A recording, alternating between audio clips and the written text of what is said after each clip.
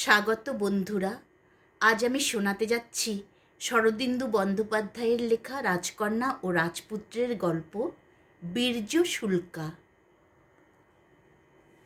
রাজকুমারী সুমিত্রার আর কিছুতেই বর পছন্দ হয় না।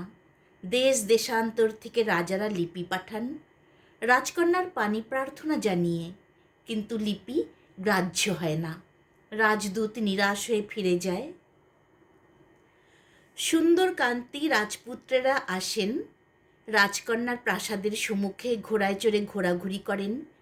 তাদের কোমরে রত্নখচিত ঝলমল করে, কিরিটের হীরা সূর্যকিরণে ঝকমক করে। কিন্তু কুমারী সুমিত্রার মন টলে না। তিনি সখীদের ডেকে বাতায়ন থেকে আঙ্গুল দেখিয়ে বলেন, সখী, দেখ দেখ, কতগুলো মোমের পুতুল ঘোড়ায় চড়ে ঘুরে বেড়াচ্ছে। সূর্যের তাপে গলে যাচ্ছে না কেন, এই আশ্চর্য। এই বলে কোকিল কণ্ঠে হেসে ওঠেন। রাজপুত্রেরা তার হাসি কথা শুনতে পান, তাদের মুখ রাঙা হয়ে ওঠে।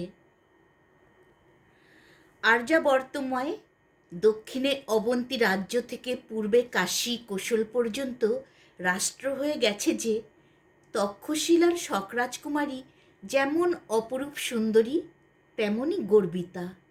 তার রূপলাবণ্য দেখে যারা তাকে বিয়ে করতে আসেন, তার দর্পের কাছে পরাভূত হয়ে তারা ফিরে যান। আর্যাবর্তের কোনো রাজা বা রাজপুত্রকে তার মনে ধরে না। সুমিত্রার বাবা রুদ্রপ্রতাপ তক্ষশিলার রাজা। রুদ্রের মতোই তার প্রতাপ। তিনি শকবংশীয়। শকবংশের অনেক ক্ষত্র তখন ভারতবর্ষের উত্তর পশ্চিম অঞ্চলে রাজত্ব করছিলেন। বহুকাল আর্যাবর্তে থাকার ফলে তারা অনেকটা আর্যভাবাপন্ন হয়ে পড়েছিলেন, কিন্তু শক রক্তের প্রভাব সম্পূর্ণ মুছে যায়নি। শকনারীরা তখনও তরোয়াল নিয়ে দ্বন্দ্বযুদ্ধ করতে ভালোবাসত, অশ্বচালনায় পুরুষের সঙ্গে প্রতিদ্বন্দ্বিতা করত। রাজকুমারী সুমিত্রা ছিলেন সেই জাতের মেয়ে, যেমন রূপসী তেমনই তেজস্বিনী। রাজা রুদ্রপ্রতাপ যখন দেখলেন কোনো বরই মেয়ের পছন্দ হয় না, তখন তিনি মেয়েকে কাছে ডেকে জিজ্ঞাসা করলেন, তোর 18 বছর বয়স হলো, তুই কি বিয়ে করবি না? স্বয়ংবর সভা ডাকবো? সুমিত্রা মাথা নেড়ে বললেন, না, স্বয়ংবর সভায় তো কেবল রাজা রাজপুত্রেরা আসবে। তাদের আমি দেখেছি, তারা সব ননির পুতুল। তাদের কারুর গলায় আমি মালা দিতে পারবো না। আমি প্রতিজ্ঞা করেছি, বীর্য শুল্কায় যে আমাকে কিনে নিতে পারবে তাকেই আমি বিয়ে করব, তা সে শূদ্রই হোক আর চণ্ডালী হোক। শুনে রুদ্রপ্রতাপ খুশি হলেন। সেকালে শূদ্রকে কেউ এত ঘৃণা করত না। অনেক শূদ্র রাজা বাহুবলে সিংহাসন অধিকার করেছিলেন। রুদ্রপ্রতাপ হেসে বললেন, আমিও তাই চাই, কিন্তু তা হবে কি করে? কুমারী বললেন, আমার প্রতিজ্ঞা এই, যে পুরুষ 3টি পরীক্ষায় উত্তীর্ণ হতে পারবেন আমি তাকেই বরমাল্য দেব। আপনি রাজ্যে এই কথা ঘোষণা করে দিন। বেশ, কি কি বিষয়ে পরীক্ষা হবে? বাহুবল, হৃদয়বল আর বুদ্ধিবলের পরীক্ষা হবে। আমি নিজে পরীক্ষা করব। রাজা মেয়ের পিঠে হাত রেখে আদর করে বললেন, সুমিত্রা, তুই শকদুহিতার উপযুক্ত কথা বলেছিস। আজই আমি দেশ বিদেশে ঢেরা দিয়ে দিচ্ছি। রাজ্যে রাজ্যে আবার ঘোষণা হয়ে গেল। আবার অনেক রাজা রাজপুত্র সেনাপতি অমাত্য এলেন, কিন্তু সকলকেই ব্যর্থ মনোরথ হয়ে ফিরে যেতে হলো। কেউ বাহুবলের পরীক্ষায় উত্তীর্ণ হলেন, কিন্তু বুদ্ধিবলে উত্তীর্ণ হতে পারলেন না। আবার কেউ বুদ্ধিবলে উত্তীর্ণ হলেন, কিন্তু হৃদয় বলে অর্থাৎ সাহসিকতায় বিফল হলেন। সকলেই অধঃপতনে ফিরে গেলেন, রাজকুমারীকে লাভ করতে পারলেন না। এমনই ভাবে কিছুদিন কেটে গেল। একদিন সকালবেলায় মন্ত্রগৃহের দ্বিতলে রাজা রুদ্রপ্রতাপের সভা বসেছে। চারিদিকে পাত্র মিত্র সেনাপতি শ্রেষ্ঠী সামন্ত রয়েছেন। রাজা স্বয়ং সিংহাসনে আসীন। রাজার ডান পার্শ্বে মর্মর পদ্মাসনে কুমারী সুমিত্রা। সভা যেন তার রূপের ছটায় আলোকিত হয়ে গেছে। তার গর্বিত গ্রীবাভঙ্গি আর তীক্ষ্ণ কটাক্ষে সভার বড় বড় বীরের পৌরুষও যেন সংকুচিত হয়ে পড়েছে। সভার তরুণের কাছে প্রতিহার ভূমিতে হঠাৎ একটা গোলমাল শুনতে পেয়ে রাজা জিজ্ঞাসা করলেন, কিসের গণ্ডগোল? মকরকেতু, দেখো তো। মকরকেতু রাজ্যের একজন সেনানী। তিনি যুবা পুরুষ। বিশাল তার দেহ, তার চেহারা দেখেই শত্রু ভয়ে আধমরা হয়ে যায়। তিনি সভার দ্বারে গিয়ে দেখলেন একজন দীনবেশ যুবক জোর করে সভায় প্রবেশ করতে চায়, কিন্তু 4-5 জন প্রতিহারী তাকে আটকে রাখবার চেষ্টা করছে। যুবক নিরস্ত্র, কিন্তু এমন ভয়ঙ্করভাবে সে হস্তপদ সঞ্চালন করছে যে বর্মাবৃত্ত শূলধারী প্রতিহারীরা তার সঙ্গে এঁটে উঠতে পারছে না। কিন্তু 5 জনের সঙ্গে একজনের যুদ্ধ কতক্ষণ সম্ভব? অবশেষে দ্বাররক্ষীরা তাকে মাটিতে ফেলে তার হাত পা বেঁধে ফেললে। মকরকেতু রাজাকে এসে খবর দিলেন। শুনে রাজা হুকুম করলেন, কি চায় লোকটা? তাকে এখানে নিয়ে এসো। তখন 2 জন প্রতিহারী লোকটিকে নিয়ে রাজার সম্মুখে হাজির হলো। রাজা তার চেহারা আর বেশভূষা দেখে আশ্চর্যান্বিত হয়ে গেলেন। তার মাথায় উষ্ণিস নেই, হাতে অস্ত্র নেই, পরিধানে নিখুঁত বস্ত্রও নেই। রক্ষীদের সঙ্গে লড়াই করতে গিয়ে ছিঁড়ে গেছে, সর্বাঙ্গে ধুলা, কিন্তু তবু ছিন্ন আর ধুলির আভরণের ভিতর দিয়েও অপরূপ সুঠাম দেহপ্রভা প্রকাশ পাচ্ছে। দেহ রোগাও নয়, মোটাও নয়, পেশিগুলি প্রতি অঙ্গ সঞ্চালনে সাপের মতো খেলে বেড়াচ্ছে। মাথার কোকড়া চুল কাঁধ পর্যন্ত এসে পড়েছে। গায়ের রং নতুন কচি ঘাসের মতো শ্যাম। মুখে একটা খামখেয়ালি বেপরোয়া ভাব। রাজা জিজ্ঞাসা করলেন, তুমি কে? তোমার দেশ কোথায়? বন্দি একবার রাজার দিকে চাইলে, একবার রাজকন্যার দিকে চাইলে, তারপর বললে, আমি এ রাজ্যে আগন্তুক, আমার দেশ বঙ্গ। রাজা বললেন, বঙ্গদেশের নাম শুনেছি বটে, আর্যাবর্তের পূর্ব সীমান্তে সেই রাজ্য। শুনেছি সে দেশের লোকেরা পাখির ভাষায় কথা বলে। বন্দি গম্ভীরভাবে বললে, মহারাজ ঠিক ধরেছেন, বঙ্গদেশের লোক কোকিলের ভাষায় কথা বলে। এত মধুর ভাষা পৃথিবীতে আর নেই। রাজা উত্তর শুনে ভারী আশ্চর্যান্বিত হলেন, একটু খুশিও হলেন। প্রতিহারীদের বললেন, বাঁধন খুলে দাও। বন্ধন মুক্ত হয়ে যখন সে সোজা হয়ে দাঁড়ালো, তখন এই ছিন্নবেশ বিদেশি যুবার চেহারা দেখে কুমারী সুমিত্রার তীব্রোজ্জ্বল চোখ দুটি ক্ষণকালের জন্য নত হয়ে পড়ল। তিনি উত্তরীয়টি ভালো করে গায়ে জড়িয়ে নিলেন। রাজা বললেন, বিদেশি, তুমি বহুদূর থেকে এসেছ, তোমার বস্ত্র ছিন্ন দেখছি, তুমি কি অর্থ চাও? বিদেশি হাসল, বললে, না মহারাজ, আমি অর্থ চাই না, অর্থের আমার প্রয়োজন নেই। আমি অন্য এক মহার্ঘ রত্নের সন্ধানে এ রাজ্যে এসেছি। বিস্মিত রাজা জিজ্ঞাসা করলেন, তোমার নাম কি, পরিচয় কি? বিদেশি বললে, আমার নাম চণ্ড, আমি তালিবনশ্যাম সমুদ্র মেখলা বঙ্গভূমির একজন অজ্ঞ সন্তান। এইটুকুই আমার পরিচয় বলে ধরে নিতে পারেন। রাজা বললেন, ভালো, এখন জোর করে আমার সভায় ঢুকতে চেয়েছিলে কেন? তার কারণ বলো। চণ্ড বললে, মহারাজ, আপনার রাজ্যে প্রবেশ করে শুনলাম যে কুমারী সুমিত্রা বীর্যশুল্কা হতে চান, তাই আমি নিজের বীর্যের পরীক্ষা দিয়ে তাকে লাভ করতে এসেছি বলে পূর্ণ দৃষ্টিতে সুমিত্রার দিকে তাকালো। শুনে কুমারীর মুখ লাল হয়ে উঠল। মন তার ক্ষণকালের জন্য বিদেশের প্রতি কোমল হয়েছিল, আবার কঠিন হয়ে উঠল। একজন সামান্য লোক তাকে লাভ করবার দুরাশা রাখে। সঙ্গে সঙ্গে তার মনে পড়ল যে ভারতবর্ষের সকল রাজ্য থেকেই রাজা বা রাজপুত্র তার পাণিপ্রার্থী হয়ে এসেছে, শুধু বঙ্গদেশ থেকে কেউ আসেনি। বঙ্গদেশের রাজপুত্রেরা কি এতই দর্পিত যে নিজেরা না এসে একজন ভিক্ষুককে তার পাণিপ্রার্থী করে পাঠিয়েছে? অপমানে তার দু চোখ জ্বলে উঠল। সভাসদরাও চণ্ডের এই অদ্ভুত স্পর্ধা দেখে মুহূর্তের জন্য স্তম্ভিত হয়ে গিয়েছিলেন। তারপর সকলের সমবেত অট্টহাস্যে সভা ভরে গেল। রাজা রুদ্রপ্রতাপ কিন্তু হাসলেন না। তিনি আরক্ত চোখে মকরকেতুকে আঙ্গুল দেখিয়ে বললেন, এটাকে সভার বাইরে নিক্ষেপ করো। মকরকেতু সবচেয়ে বেশি জোরে হাসছিলেন। হাসির ধাক্কায় তার বিরাট দেহ দুলে দুলে উঠছিল।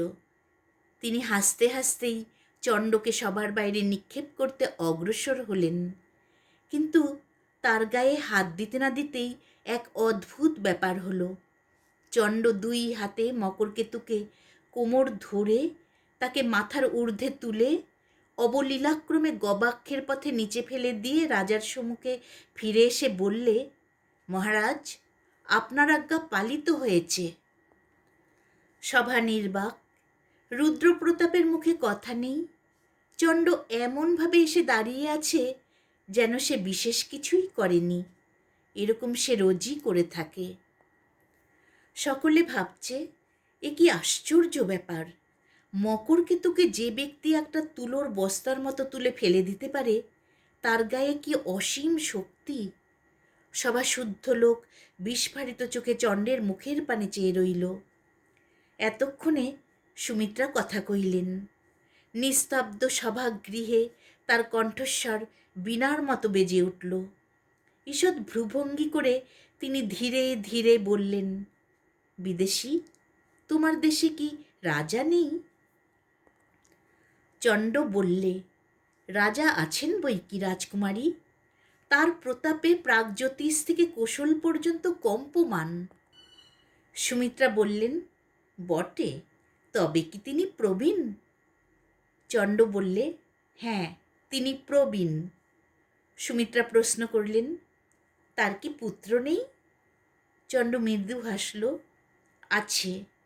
শুনেছি যুবরাজ ভট্টারক পরম রসিক, তবে তিনি পিতার মতো বীর কিনা বলতে পারি না। সুমিত্রার কণ্ঠের চাপা শ্লেষ এতক্ষণে স্ফুরিত হয়ে উঠল। তিনি তীক্ষ্ণ হাসি হেসে বললেন, তাই বুঝি তোমাদের রসিক যুবরাজ একজন মল্লকে তার প্রতিনিধি করে পাঠিয়েছেন? চণ্ড মাথা নেড়ে বললে, না, আমি স্বেচ্ছায় এসেছি। তাছাড়া আমি মল্ল নই। আমার দেশের সকলেই আমার চেয়ে বেশি বলবান, তাই আমি লজ্জায় দেশ ছেড়ে চলে এসেছি। এই বলে কপট লজ্জায় মাথা নিচু করলে। কুমারী সুমিত্রা অধর দংশন করলেন। এই লোকটার সঙ্গে কথাতেও পারবার জো নেই। যে ব্যক্তি এইমাত্র মহাকায় মকরকেতুকে জানলা দিয়ে গলিয়ে ফেলে দিয়েছে, তার মুখে এ কথা পরিহাস ছাড়া আর কিছু নয়। কুমারী অল্পকাল চিন্তা করে বললেন, ভালো, তুমি মল্ল হও বা না হও, ভার উত্তোলন করতে পারো বটে। আমি প্রতিজ্ঞা করেছি, 3টি পরীক্ষায় যে উত্তীর্ণ হতে পারবে তাকেই আমি বরমাল্য দেব, তা সে পামরি হোক আর চণ্ডালী হোক। কিন্তু ভার উত্তোলন করাই বাহুবলের প্রমাণ নয়, উষ্ট্রও ভার বহন করতে পারে। তুমি বাহুবলের আর কি প্রমাণ দিতে পারো? চণ্ড বললে, মানুষের যা সাধ্য আমিও তাই পারি। পারো? বেশ, আমার এই মুঠির মধ্যে একটি মুক্তা আছে, মুঠি খুলে মুক্তাটি নিতে পারো? এই বলে সুমিত্রা মৃণালের মতো ডান হাতখানি বাড়িয়ে দিলেন। অনেক রাজপুত্রই রাজদুহিতার মুঠি খুলতে না পেরে লজ্জায় দেশ ছেড়ে পালিয়ে গিয়েছিলেন। চণ্ড তার সামনে গিয়ে দাঁড়ালো, ক্ষুব্ধ স্বরে বললে, রাজকুমারী, এ পুরুষের উপযুক্ত পরীক্ষা নয়, আমাকে অকারণ লজ্জা দিচ্ছেন কেন? এই বলে সে বাঁ হাতের দুটি আঙ্গুল দিয়ে রাজকুমারীর মুঠির দুদিক চেপে ধরলে। রাজকুমারী একবার শিউরে উঠলেন, তারপর তার মুঠি আস্তে আস্তে খুলে গেল। মুক্তাটি হাত থেকে তুলে নিয়ে চণ্ড বললে, আজ থেকে এই মুক্তাটি আমার কর্ণের ভূষণ হলো। রাজকুমারীর মুখ বিবর্ণ হয়ে গেল। তিনি কিছুক্ষণ বিহ্বল চক্ষে নিজের পানে চেয়ে রইলেন। তারপর উঠে দাঁড়িয়ে অবরুদ্ধ স্বরে বললেন, প্রথম পরীক্ষায় তুমি উত্তীর্ণ হয়েছ, বাকি দুই পরীক্ষা আজ অপরাহ্নে হবে। এই বলে তিনি দ্রুত পদে সভা ছেড়ে চলে গেলেন। নিজের শয়ন ঘরে গিয়ে রাজকুমারী বিছানায় শুয়ে কাঁদতে লাগলেন। এমন লাঞ্ছনা তিনি জীবনে ভোগ করেননি। কোথাকার এক পরিচয়হীন অখ্যাত লোক এসে অবহেলা ভরে বাহাতে তার মুঠি খুলে দিলে। কি কঠিন তার আঙ্গুল, যেন লোহা দিয়ে তৈরি। সেই আঙ্গুল রাজকুমারী মুঠি স্পর্শ করা মাত্র যেন অবশ হাত আপনিই খুলে গেল। কেন এমন হলো? ও কি ইন্দ্রজাল জানে? চোখ মুছে সুমিত্রা পালঙ্কে উঠে বসলেন। তার লুণ্ঠিত অভিমান আহত সর্পের মতো আবার ধীরে ধীরে মাথা তুলতে লাগল। তিনি গালে হাত দিয়ে ভাবতে লাগলেন, কি করে আজ বাকি দুই পরীক্ষায় চণ্ডকে পরাস্ত করবেন। বেলা তৃতীয় প্রহরের তুর্যদামামা বাজবা মাত্র রাজা আর রাজ্যের বড় বড় প্রবীণ অমাত্যেরা রাজ উদ্যানে সমবেত হলেন। রাজকুমারী বেনি দুলিয়ে ফুলের মালা গলায় দিয়ে নিজের প্রাসাদ থেকে নেমে এলেন। চণ্ডও উপস্থিত হল। এখন আর তার ধূলি ধূসর বেশ নেই। পরিধানে পট্ট বস্ত্র, বুকে লোহার বর্ম, হাতে ধনুস্বর, ডান কানে সেই মুক্তাটি বেলফুলের কুড়ির মতো দুলছে। রাজ উদ্যানটি প্রকাণ্ড, চারিদিকে উঁচু পাঁচিল দিয়ে ঘেরা। তাতে বড় বড় ফল ফুলের গাছে আম্র, জম্বু, বকুল, পিয়াল, কদম্ব শোভা পাচ্ছে। মাঝে মাঝে সরোবর, মাঝে মাঝে বুক পর্যন্ত উঁচু স্বচ্ছ স্ফটিকের দেয়াল বাগানের পুষ্পিত অংশকে ঘিরে রেখেছে। চারদিকে পোষা হরিণ, শশক, ময়ূর চড়ে বেড়াচ্ছে। একটি পাথরের বড় বেদির উপর রাজা আর অমাত্যেরা আসন গ্রহণ করলেন। সুমিত্রা দুজন সখীর সঙ্গে অদূরে আর একটি বেদিতে বসলেন। চণ্ড দাঁড়িয়ে রইল। কুমারী একবার আয়ত উজ্জ্বল চোখ তুলে চণ্ডের দিকে চাইলেন। তারপর গ্রীবা হেলিয়ে একজন সখীকে ইঙ্গিত করলেন। সখীর হাতে একটা সোনার কলস ছিল। সে গিয়ে সেই কলসটি স্ফটিকের দেয়ালের পিছনে রেখে এলো। কুমারী তখন জিজ্ঞাসা করলেন, বিদেশী, তুমি তীর ছুঁড়তে জানো? মুখ টিপে হেসে চণ্ড বললে, ছেলেবেলায় শিখেছিলাম, অল্প স্বল্প জানি। ভালো, এবারে তোমার বুদ্ধিবলের পরীক্ষা হবে। স্ফটিক কুণ্ডের ওপারে ওই ঘট দেখতে পাচ্ছ? তুমি যেখানে দাঁড়িয়ে আছো সেইখান থেকে তীর দিয়ে ওই ঘট বিদ্ধ করতে হবে। যদি পারো, বুঝবো তুমি কৌশলী বটে। রাজা এবং পারিষদেরা সকলেই অবাক হয়ে রইলেন। এ কি অদ্ভুত পরীক্ষা! এদিক থেকে ঘট বিদ্ধ করা কি সম্ভব কখনো? মাঝে 5 আঙ্গুল পুরো স্ফটিকের দেয়াল রয়েছে। সেই দেয়াল ভেদ করে তীর ছোড়া মানুষের সাধ্য নয়। চণ্ড বললে, এ কি মানুষের কাজ? এরকম লক্ষ্যভেদ যে দেবতাদেরও অসাধ্য। সুমিত্রা বিদ্রূপ স্বরে বললেন, তবে কি তুমি চেষ্টার আগেই পরাভব স্বীকার করছো? চণ্ড বললে, না না, তা আমি বলছি না। আমি বলছি যে আপনি মানুষের অসাধ্য কাজ দিয়ে আমাকে দেব পদবী দান করছেন। রাজকুমারী তীক্ষ্ণ স্বরে জিজ্ঞাসা করলেন, তবে কি তুমি পারবে বলে মনে হয়?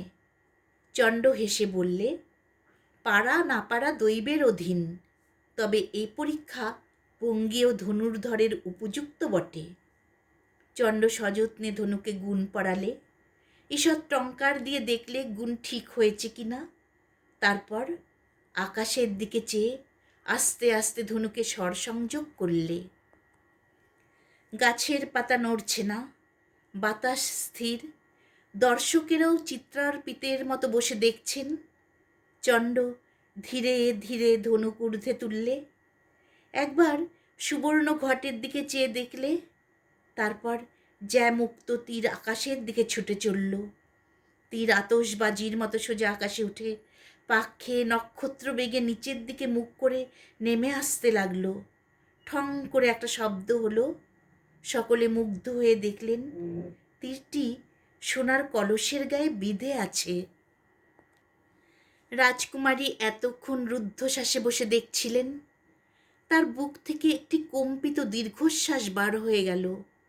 বুক দুরু দুরু করে কাঁপতে লাগলো।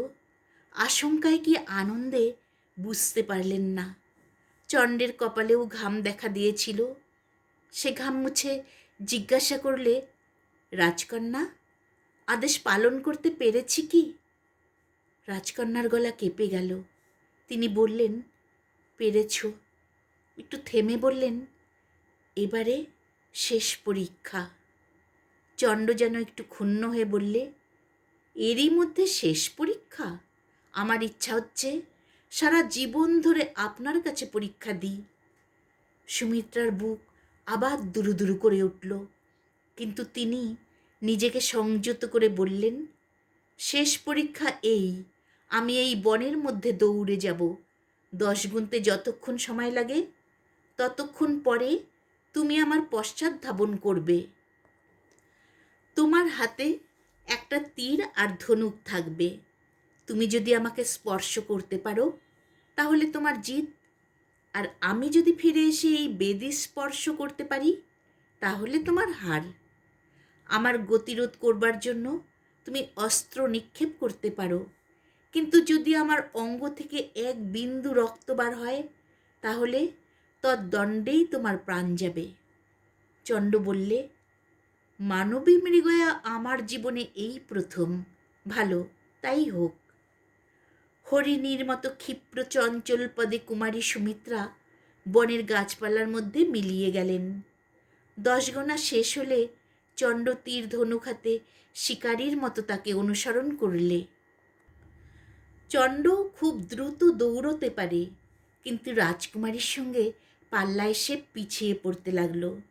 ক্রমে উদ্যানের গাছপালা যতই ঘন হতে আরম্ভ করলো, ছায়াও তত গভীর হতে লাগলো।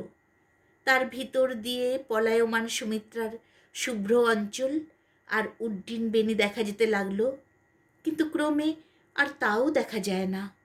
চণ্ড বুঝলে সুমিত্রার সঙ্গে দৌড়ে সে পারবে না। হাজার হোক তিনি নারী, তার শরীর লঘু, এদিকে চণ্ডের গায়ে লৌহ বর্ম। এ অবস্থায় কেবল পশ্চাৎ ধাবন করে কুমারীকে ধরা অসম্ভব। চণ্ড তখন যে পথে রাজকুমারীর ফেরবার সম্ভাবনা সেই দিকে যেতে লাগলো। ছায়ায় অস্পষ্ট বন, ফুলের গন্ধে বাতাস যেন ভারী হয়ে আছে। অগণ্য গাছের শ্রেণীতে বেশি দূর পর্যন্ত দেখা যায় না। সংশয়ে ভরা মন নিয়ে খানিক দূর যাবার পর হঠাৎ চন্দ্র দেখলে সুমিত্রা তার দিকেই ছুটে আসছেন, কিন্তু কাছাকাছি এসে সুমিত্রাও চণ্ডকে দেখতে পেলেন। উচ্চ হাস্য করে তিনি আবার বিপরীত দিকে ছুটলেন, কিন্তু চণ্ড তখন তার খুব কাছে এসে পড়েছে। তার দৃষ্টি ছাড়িয়ে পালানো আর সম্ভব নয়। তবুও চণ্ড পিছিয়ে পড়তে লাগল। 10 হাতের ব্যবধান 15 হাতে দাঁড়ালো। সুমিত্রার পা যেন মাটিতে পড়ছে না, তিনি যেন পাখির মতো শূন্যে উড়ে চলেছেন। মাঝে মাঝে থমকে দাঁড়িয়ে পিছু ফিরে চাইছেন, আর কলকণ্ঠে হেসে আবার দৌড়চ্ছেন। ক্রমশ ব্যবধান যখন আরও বেড়ে গেল, তখন চণ্ড মনে মনে স্থির করে নিলে আর রাজকুমারীকে চোখের আড়াল করা চলবে না। সে দৌড়তে দৌড়তে ধনুকে স্বর যোজনা করলে, তারপর শুভ মুহূর্তের জন্য সতর্ক হয়ে রইল।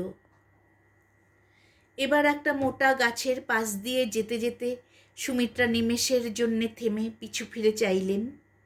এই সুযোগের জন্যই চণ্ড অপেক্ষা করছিল। পলকের মধ্যে তার তীর ছুটল। সুমিত্রা যখন আবার পা বাড়ালেন, তখন দেখলেন তার চলার শক্তি নেই। চণ্ডের তীর তার বেণী ভেদ করে গাছের গুড়িতে বিঁধে গেছে। চণ্ড ছুটে এসে তীর উপরে রাজকুমারীর বেণী মুক্ত করে দিল। হাসতে হাসতে তার মুখের দিকে চেয়ে দেখলে তার চোখে জল। চণ্ডের মুখ বিষণ্ণ হয়ে গেল। সে ক্ষণকাল চুপ করে থেকে আস্তে আস্তে বললে, দেবী, আমি এখনও আপনার অঙ্গ স্পর্শ করিনি। যদি আপনি আমার মতো লোকের গলায় মালা দিতে না চান, আমি শেষ পরীক্ষায় হেরে যেতে রাজি আছি। আপনি যান, বেদী স্পর্শ করুন গিয়ে। সুমিত্রা নতজানু হয়ে সেইখানে বসে পড়লেন। বাষ্পরুদ্ধ স্বরে বললেন, প্রথম দর্শনেই আমার মন বুঝেছিল যে তুমি আমার স্বামী।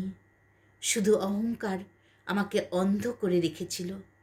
আর্যপুত্র, বীর্যশুল্কে, তুমি আমাকে জয় করেছ, তবু স্বেচ্ছায় আমি তোমার পায়ে আত্মসমর্পণ করছি। চণ্ডের মুখ হাসিতে ভরে গেল। সুমিত্রাকে ধরে তুলে সে বললে, সুমিত্রা। সুমিত্রা গলা থেকে মালা খুলে তার গলায় পরিয়ে দিলেন। তারপর আবার নতজানু হয়ে বরকে প্রণাম করলেন। চণ্ড হেসে বললে, সুমিত্রা, তুমি রাজকন্যা, দরিদ্রের পর্ণকুটিরে তোমার কষ্ট হবে না? সুমিত্রা চোখ নিচু করে বললেন, তোমার মতো স্বামী যার, পর্ণকুটিরে থেকেও সে রাজরাজেশ্বরী। আর্যপুত্র, আমাকে তোমার তালিবনশ্যাম বঙ্গদেশে নিয়ে চলো। চণ্ড বললে, সুমিত্রা, তোমার সঙ্গে আমি প্রতারণা করেছি। বলেছিলাম, মনে আছে, বঙ্গদেশের রাজকুমার রসিক। আমি তোমাদের সঙ্গে একটু রসিকতা করেছি। আমার সত্যিকার নাম চন্দ্র। আমার একটি ছোট্ট বোন আছে, সে চন্দ্র উচ্চারণ করতে পারে না, চণ্ড বলে। তাই বিস্ময় উৎফুল্ল চোখে চেয়ে সুমিত্রা বললেন, তুমি তবে বঙ্গের রাজপুত্র? হ্যাঁ, কিন্তু রাজপুত্র বলে তোমার মালা ফিরিয়ে নিও না যেন। সুমিত্রা মুগ্ধ নেত্রে কিছুক্ষণ চণ্ডের মুখের পানে চেয়ে থেকে মৃদুস্বরে বললেন, রাজপুত্র যে এমন হয় তা জানতাম না। তারপর দুজনে হাত ধরাধরি করে যেখানে রুদ্রপ্রতাপ সপরিষদ বেদিতে ছিলেন সেই দিকে চললেন।